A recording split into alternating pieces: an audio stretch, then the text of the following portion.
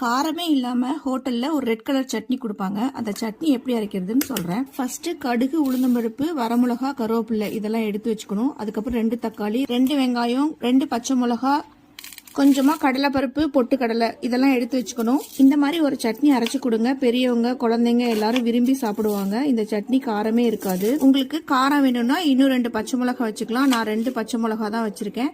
வெங்காயத்தையும் பச்சை மிளகாயும் கட் பண்ணிட்டு ஃபர்ஸ்ட் அடுப்புல எண்ணெய் வச்சுட்டு கடுகு, உளுந்தம்பருப்பு, கடலைப்பருப்பு, கருவேப்பிலை எல்லாம் போட்டு ஃபர்ஸ்ட் தாளிச்சு அதை தனியா எடுத்து வச்சுக்கணும்.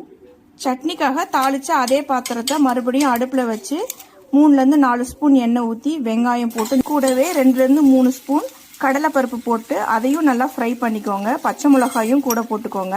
இந்த 3 இன்க்ரீடியன்ஸும் நல்லா கலர் சேஞ்ச் ஆகிற வரைக்கும் ஃப்ரை பண்ணிட்டு அதுக்கப்புறம் நம்ம கட் பண்ணி வச்சிருந்த தக்காளி போடணும். 1½ ஸ்பூன் உப்பு போட்டுக்கோங்க. இது நல்லா ஃப்ரை ஆயிடுச்சு. 1/2 கப் பொட்டுக்கடலை அதையும் ஃப்ரை பண்ணிக்கோங்க. நெக்ஸ்ட் தக்காளி இதையும் நல்லா கலர் சேஞ்ச் ஆகிற வரைக்கும் ஃப்ரை பண்ணணும். அதுக்கப்புறம் நல்லா ஆற வச்சுட்டு மிக்ஸி ஜாருக்கு மாற்றிட்டு எப்பவும் போல் சட்னி கரைக்கிற மாதிரி நைஸாக பேஸ்ட் மாதிரி அரைச்சிட்டு நம்ம தாளித்து வச்சுருந்த அந்த கடுகு, உளுந்தம்பருப்பு, கடலைப்பருப்போட மிக்ஸ் பண்ணிக்கோங்க. தோசை சுட்டு இந்த சட்னியை டேஸ்ட் பண்ணி பாருங்கள். ஹோட்டல் டேஸ்ட்டில் இருக்கும்.